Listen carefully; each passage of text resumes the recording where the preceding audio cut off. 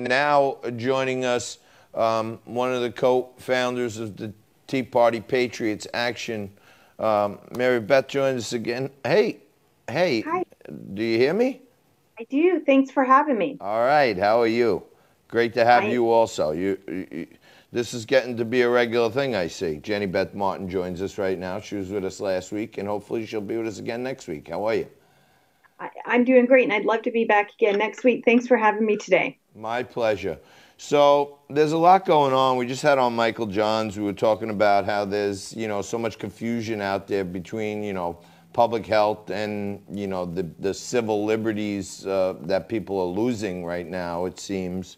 Right now, I guess we're hearing another 3.8 million Americans lost their jobs. And it's probably becoming more and more clear by the day, Jenny Beth, that we need to let people get back to work. We do. It's time to reopen our country. With over 30 million people who've lost their livelihoods, it's time. And part of the reason that it's time is that the reason we began the slow the spread, the goal of the slow the spread was to make sure that our hospitals were prepared, that they had the ability to get the personal protective gear that they would need, that they have ventilators and access to medication, and that we had a better understanding of this virus. And we've achieved that goal. President Trump and the coronavirus task force have led the way. Our hospitals are prepared. In fact, they're so prepared that even in New York City, in New York State, where Governor Cuomo thought they were going to need 30,000 to 40,000 ventilators, they never needed that many. The USS Comfort is leaving New York, and Governor Cuomo has been able to ship ventilators to other states that needed them more than New Yorkers needed them. That's a good thing. We achieved the goal. And now it's time to make sure that the Americans across this country who have made very real, very hard personal sacrifices by losing their livelihoods, that we find a way to reopen this country and make sure that we're balancing their needs with the needs of people who might have potentially gotten coronavirus. Yeah, it does seem at this point that Americans overall, and generally here in New York, I've been a New Yorker my whole life, I was skeptical that most people, most New Yorkers would actually abide and obey as much as they did. I think people took this real serious. I think people handled it really responsibly. And now, every chart we see on TV is on the downside. It's coming down. Hospitalizations are down.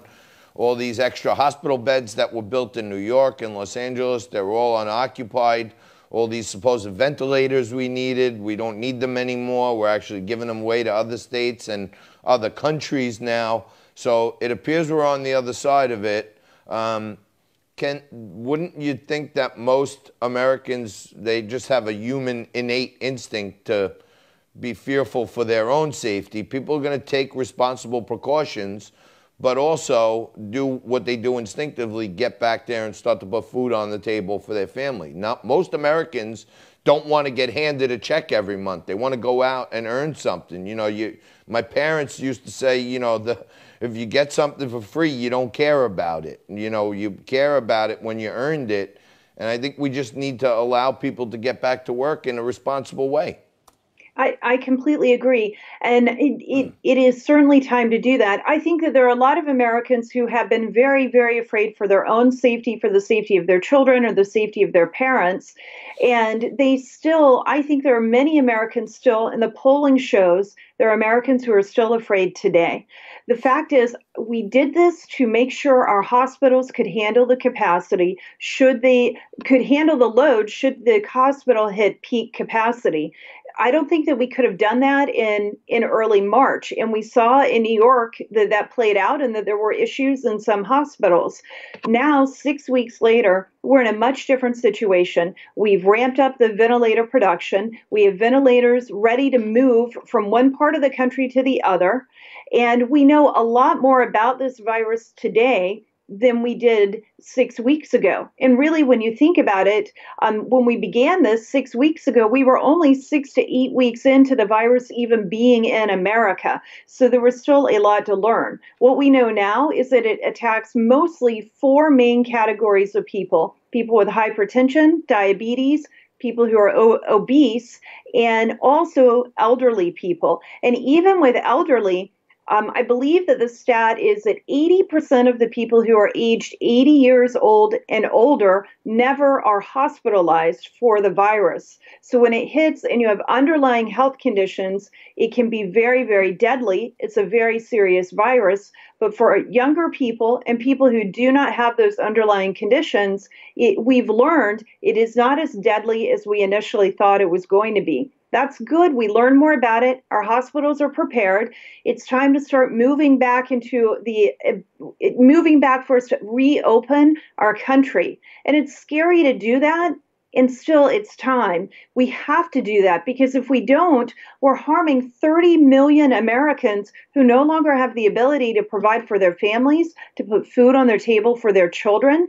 And there will be ripple effects on down the line for weeks and months to come, the longer we continue to leave those people in a situation where they cannot provide for their family. Yeah, I think myself personally, I tend to be a pretty positive person. I always try to find some bright side of it. Glass is half full. But I know I've been locked up in my house since March 23rd. I'm used to driving into Manhattan, the city that never sleeps, 5 days a week, and, doing the whole rough and tumble work day. And now to be locked in the house for a month, even though I'm positive, I'm starting to lose it a little bit. Like, hey, I would like a little breakup in this.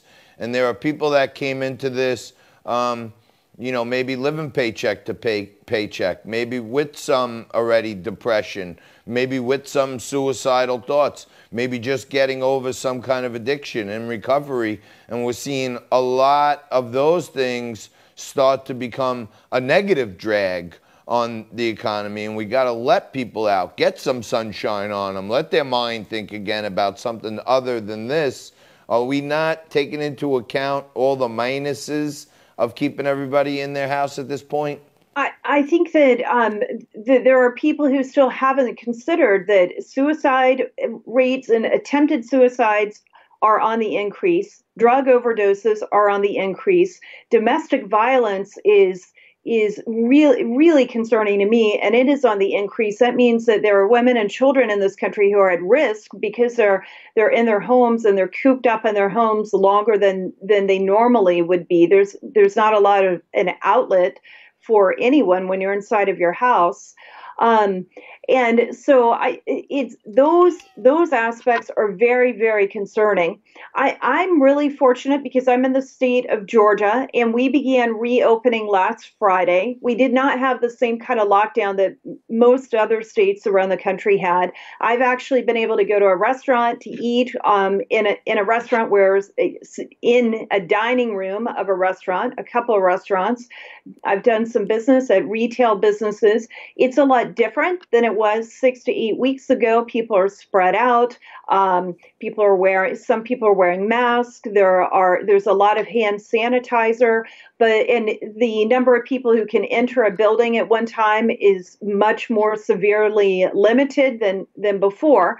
But we are beginning to reopen and to see that we can find a way to balance our livelihoods with the health risk involved with the virus.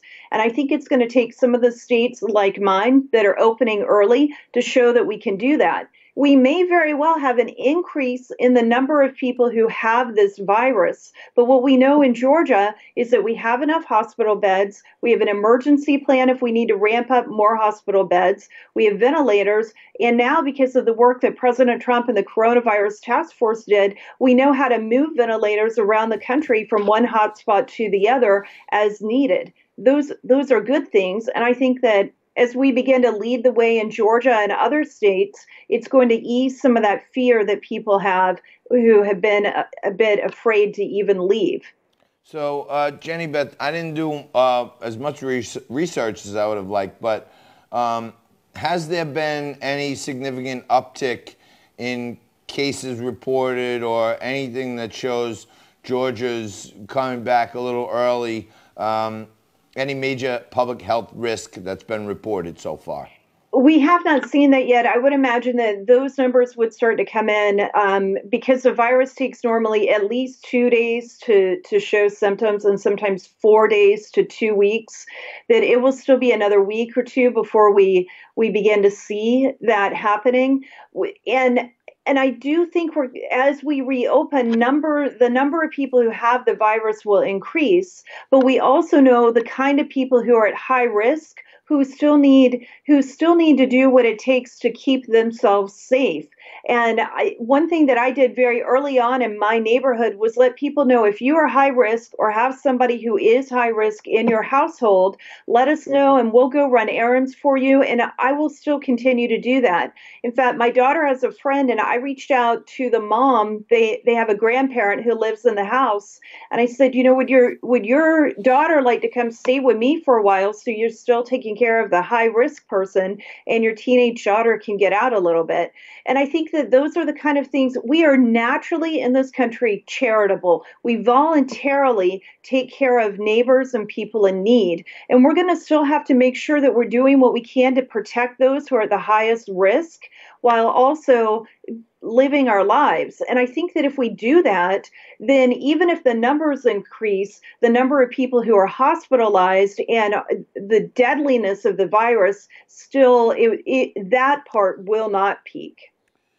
Yeah, I'm dying. I'm actually personally dying to get back to work. I really want to get back to my studio. I would have bet almost anything back in January if someone said you're going to be doing your show from your living room for a month. I would have bet probably the ranch against that.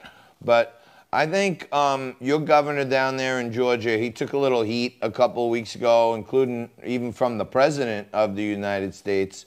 But, if we don't see a significant outbreak in the next week or any spike in the numbers there, it may turn out that, the bravery of the Georgia governor and people were what led us on our way to starting to get back out there, because Georgia was certainly first. I know there were some states that didn't shut down at all in any way, much more rural than Georgia. But it looks like, Georgia, for all intents and purposes, to me, is the petri dish for reopening. That's correct. And we're still doing it in a very slow manner. So people who can telework are still encouraged to telework. And there are a lot of requirements in place if you are opening your business, or a minimum of 20 requirements in place to make sure that you have a clean and sanitized workplace, and also that you are finding ways to social distance. So those things are in place. It is not business as usual like it was like on Valentine's Day on February 14th, for instance. This is a lot different, but you're exactly right. And the numbers we need to be watching, I think, in Georgia are not just the number of people who are tested and tested positive, but how are the hospitals doing? How many people are being hospitalized? And can the hospitals handle the load? That's really the big question. And that's why we did slow the distance in the first place, or slow the spread. It was to prepare the hospitals. So it isn't just a number of cases. As we continue to test more people, we're going to see the numbers be different there. What we've got to look at is how are the hospitals doing, and can the hospitals handle what is being given to them? Yeah, I think people figured that out a little later, that the first 2 weeks of 15 days to slow the spread was really to make sure that we can get our hospitalization and our equipment up to capacity. And I know here in New York, Governor Cuomo ordered the hospitals to go to a 50% over capacity. So he wanted them to, almost double, at least half double what they could hold. The president sent up the Navy ship Comfort. They opened up a hospital in the Javits Center. Samaritan's Purse opened up a hospital in Central Park, and it turned out that the slow the spread worked so good that we never had any overflow. And there are reports here in New York and other places now of hospitals, I don't want to say being underused, but not at capacity these No, I days. think underused is an accurate word. And that's one thing that's very concerning about this. There are hospitals that are actually facing bankruptcy in the middle of a pandemic. There are people who are not getting treatment that they normally would get. They're avoiding hospitals at all cost because they're either afraid they're going to get COVID-19 while they're at the hospital, or they're afraid they're going to be so separated from their family because hospitals have locked down so tight that they don't want to take the risk of being separated from their family. I had a friend who that happened with earlier this week here in Georgia, and she was separated from her 20-something-year-old daughter, and it took a lot of phone calls and a lot of work to make it possible for non-COVID patients to at least have one caregiver in the hospital with them. And I've heard from doctors in California, Florida, North Carolina, Georgia, where the hospital they're being underutilized, so much so that they're furloughing workers. There are pay cuts across the board, anywhere from 20 to 30 to 35% pay cuts across the board. And the Mayo Clinic has laid off thousands of people. Other hospitals are also laying people off. Some of them may not even get their jobs back. So they are definitely being underutilized in many parts of the country. Jenny, Beth, you're a pretty part of a pretty famous team of grassroots organizers. Do you see any groups you're organized or any grassroots organizations that have a really organized effort at this point to fight back from states and governors that overreach? Yes, I think there are a couple things going on. One is that you've got the reopen movement that is happening. And what I've seen, especially like in Georgia and other places, that oftentimes the people who are running the reopen movement are people who had businesses that are being shuttered, and they're worried that they're never going to be able to reopen their business, and they're going to lose every penny they've put into the business and potentially their house and even more.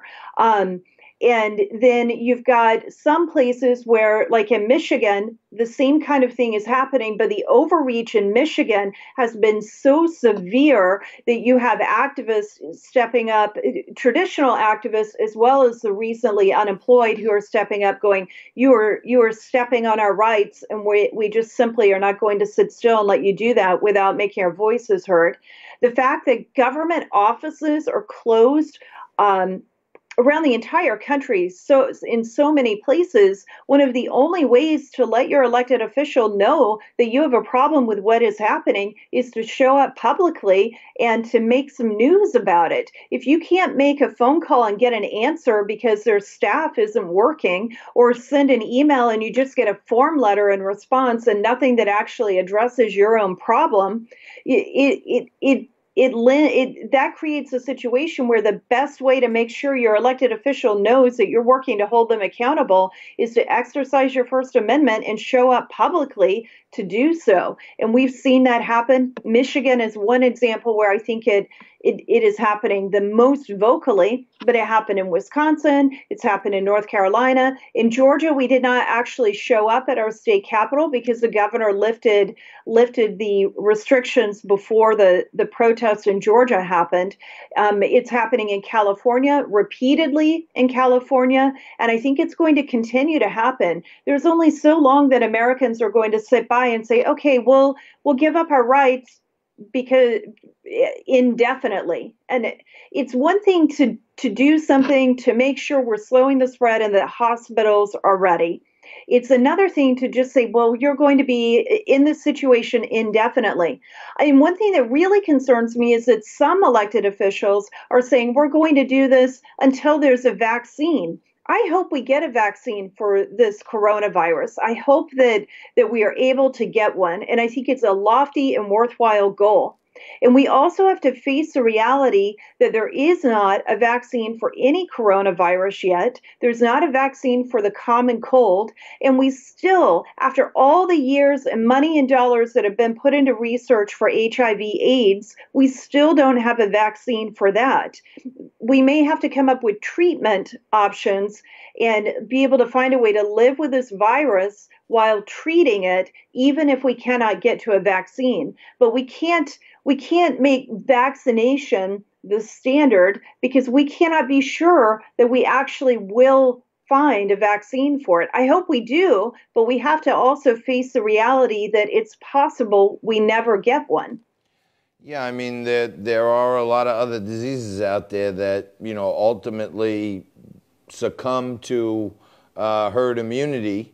And I had a very bright doctor on the other day, and everyone says, well, we need 80% of the people. And the doctor laid it out pretty simply to me that, in the beginning of this spread, there was a model where one person could infect 3 people, which becomes 9, which becomes 81, and there's this big exponential effect. And the doctor was saying that right here in New York, I guess they did some sample testing where 25% of the people in a random test already had the antibodies. And the doctor said, well, all we really need is to get to 55% of the people, and that brings the transmission rate to under 1 to 1. And then the only big problem you have are, outlying conditions where people who have pre-existing conditions and never had it meet and come into contact with another person who never had it and may be asymptomatic, and then it gets down to a transmission rate like the standard flu. So I think once we start to get more testing, I actually think we're going to find out that we're a lot closer to a communicative rate like a flu than anything else. I think that you're right with that. And we also have some promising treatment options. Remdesivir is a drug that seems to have some promising treatment or some possibility and some promises with it. I believe there's going to be someone out of Houston, Texas, who's going to be on Laura Ingram's show tonight. I heard something about that, who has a different approach that seems to be doing well with testing. So I think that getting the rate lower, having that herd immunity, and then having treatment options so that we can live with it and treat it are going to be some of the best things that we can possibly do. And then we don't even have to worry about overloading our hospitals. At that point, then we can say, okay, are our hospitals ready for whatever the next pandemic or epidemic might be? And what can we learn from this to make sure that if and when another pandemic or epidemic spikes in America, we're able to execute a better plan because we learned from this one. Well, then I guess this weekend I'm not going to drink my Lysol or try to inject myself with any bleach, and I guess I'll take my chances with getting back into society and being responsible. I think, I made this analogy last week with someone else, but we still have these strange little things in America called stop signs where it leaves the safety of the other 4 people at the corner in each other's hands. And we know how to abide by rules in society when there's not binary enforcement out there. And people that care about themselves, their business, and their family, they're going to go be responsible. And we probably just need government oversight at this point to look for those folks out there who are mentally incapacitated, or they're showing irresponsible behavior, because most people want to go to work, make money, and come home to their family at the end of the night. And I think they're going to try to keep themselves in the best shape possible to do that. That's exactly right. And I think even on top of that, in America, I just like to remind people we are the most compassionate and caring, charitable people of any nation on the face of the earth. And we want to take care of our own families, and we look out for the people who live in our communities and do what we can to help them out. And we don't have to have the government force us to do that under normal circumstances, because we are charitable. And that means we're doing it voluntarily. Yeah, I think we are, like the president said the other day, we're starting to help other countries now. But yeah, as individuals, I see, random acts of kindness happening, all over my community here in Staten Island, New York, and all across social media. Just like as an example, my daughter is a junior in college. Her cousin is also a junior in college. They're, quarantined to home, doing, video classes. And they started a website on Facebook where they're doing these lotteries where they're raffling off luxury items and they're taking a slice of the money. And every week they're finding, some nurses in a hospital, some people working in a funeral parlor, some people, and they're sending them lunch or Starbucks gift cards or something. And I think, the faith, we all have to have faith in the man upstairs, the Lord Almighty. But I think some part of this has kind of renewed our faith in our fellow man, because you see that even the neighbor you don't necessarily love or talk to all the time, if you see something wrong, their garbage can's blowing away or they have a problem getting in the house, you're seeing all kinds of random acts of kindness. So maybe there was a little bit of a humanitarian reset in this time also. I think that you're right. And I think that it reminds us that while so many of us, we talked about before this, like I would say before 8 weeks ago, how our society is so virtual and we do so many things online. I think this reminds us that we really do like those human to human, person to person contact. And we take care of other people the way you just were describing. And I think that it reminds us of some of just the base things that that money cannot buy, that are important as part of our lives, in addition to how important it is to be able to earn a livelihood and to provide for yourself. No doubt. Jenny Beth, I want to thank you so much for joining us today. You've been a welcome new face to the show, and we really appreciate your insights.